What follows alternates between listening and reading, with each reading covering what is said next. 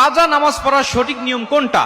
অনেকেই কাজা নামাজের সঠিক নিয়ম না জানার কারণে নামাজ তারা ছেড়ে দেন। নামাজ কাজা হয়ে গেছে, 1 ওয়াক্ত 2 ওয়াক্ত নামাজ হয়ে গেছে, তারা নামাজই পড়েন না, কারণ সঠিক নিয়ম তারা জানেন না।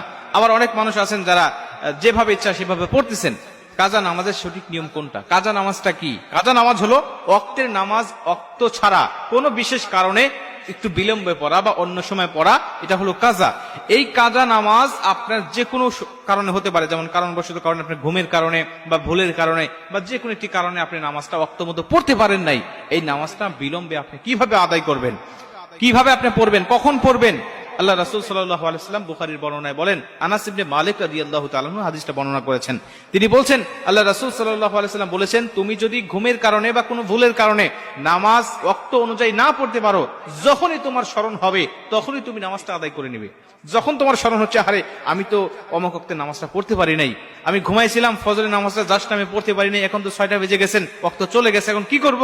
আল্লাহ রাসূল বলছেন, তখনই তুমি নামাজটা আদায় করে নাও, তখনই তুমি নামাজ আদায় করে নাও, তুমি জোহরের জন্য রেখে দিও না। অনেক মানুষ আছে গ্রামগঞ্জে, এখনো অনেক মা বোনরা আছেন, অনেক পুরুষ ভাইরা আছেন যারা ফজর নামাজ কাজা হয়ে গেলে জোহরের জন্য রেখে দেন, যে জোহরের নামাজ আদায় করব। আপনি তো এর আগে মারাও যেতে পারেন, মৃত্যুবরণ করতে পারেন, না আপনি রেখে দিবেন না, আপনি তখনই পড়বেন, আপনি তখনই নামাজটা আদায় করে নেবেন। আল্লাহ পাকের কাছে অনুতপ্ত হবেন যে আল্লাহ, আমি জাস্ট টাইমে নামাজটা পড়তে পারি নাই, তুমি আমার নামাজটা কবুল করে নাও। অনুতপ্ত হয়ে যখন আপনি তখন নামাজটা আদায় করে নেবেন, আল্লাহ পাক তখন সঙ্গে সঙ্গে আপনার নামাজটা কবুল করে নেবে। মুসলমান ভাইরা আমার, খুব মনোযোগ দিয়ে কথাগুলো শুনে নিবেন।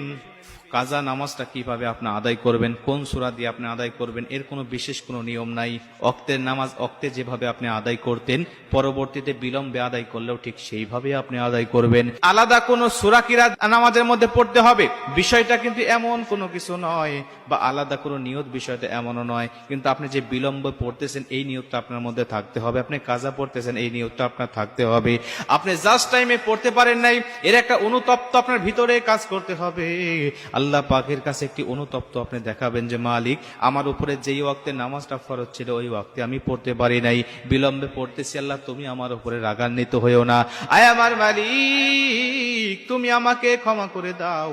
এই অনুভূতিটা ভিতরে নিয়ে আপনি কাজা নামাজটা আপনি আদায় করবেন। যদি আপনার একাধিক নামাজ কাজা হয়ে যায়, যেমন জোহর, ফজর, আপনার আসর, মাগরিব 4 ওয়াক্ত নামাজ কাজা হয়ে গেছে, এরপরে আপনি সময় পেয়েছেন বা মনে হয়েছে এশারের নামাজের সময় আপনি কোন নামাজটা আগে পড়বেন, মুফাসসিরিন ইকরামরা বলেন সর্বপ্রথম তুমি ফজরের নামাজটা পড়বে, তারতিব হিসাবে আগের নামাজ আগে পড়ে নিবে, এরপরে জোহর, এরপরে আসর, এরপরে মাগরিব তুমি আদায় করে নিবে।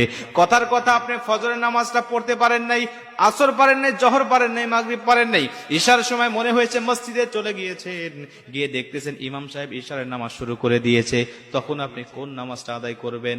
তখন আপনি